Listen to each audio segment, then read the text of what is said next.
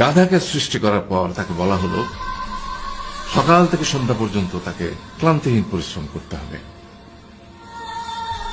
সারা জীবন তাকে পিঠে ভারী বোঝা বইতে হবে, খেতে পাবে শুধু ঘাস, আর তার মাথায় কোনো বুদ্ধি থাকবে না।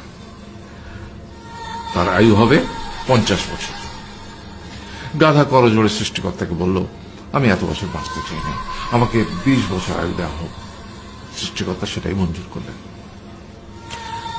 কুকুরকে যখন সৃষ্টি করা হলো তখন তাকে বলা হলো যে সে হবে মানুষের সবচেয়ে বড় বন্ধু, কিন্তু সে খাবে মানুষের উচ্ছিষ্ট, এবং তার আয়ু হবে 30 বছর।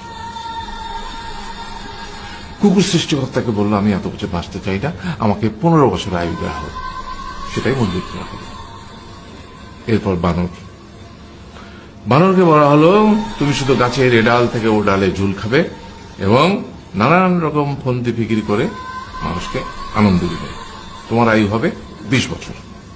মানুষ বলল, আমি 20 বছর বাঁচতে চাই না, আমাকে 10 বছর দেওয়া হবে। সেটাই মঞ্জুর করা হলো। এবার এলো পুরুষ মানুষের পালা। তাকে বলা হলো যে তুমি হলে প্রাণীকুলের মধ্যে সবচেয়ে বিচক্ষণ এবং বুদ্ধিমান, সেই জন্য তোমাকে প্রাণীদের শিরোমণি করা হলো এবং তোমার আয়ু হবে 20 বছর। তখন পুরুষ মানুষ বলল, করজোড়ে বলল সৃষ্টিকর্তাকে যে 20 বছর আয়ু অত্যন্ত কম, হে প্রভু, আমাকে ওই গাধার সে যে 30 বছর আয়ু চায়নি সেটা আমাকে দেয়া হোক, ওই যে কুকুর 15 বছর ফিরিয়ে দিয়েছিল সেটাও আমাকে দেয়া হোক, আর যে বানর 10 বছর নেয়নি সেটাও আমাকে দেয়া হোক।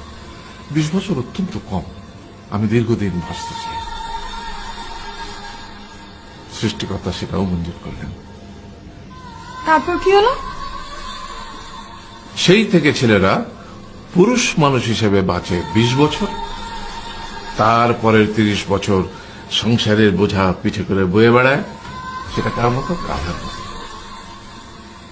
তারপরের 15 বছর সে তার ছেলে মেয়েরা যা দেয় সেই রকম ঠিক কুকুরের মতো উচ্ছিষ্ট খেয়ে বাঁচে। আর তারপরে বৃদ্ধ বয়সে ঠিক বানরের মতো, যেমন গাছের এডাল থেকে ওডাল ঝুল খায় বানর, তেমনি এই ছেলের বাড়ি থেকে ওই ছেলের বাড়ি, আর নানান রকম ফন্দি ফিকির করে তার নাতি নাতনিদের আনন্দ দেওয়ার চেষ্টা করে।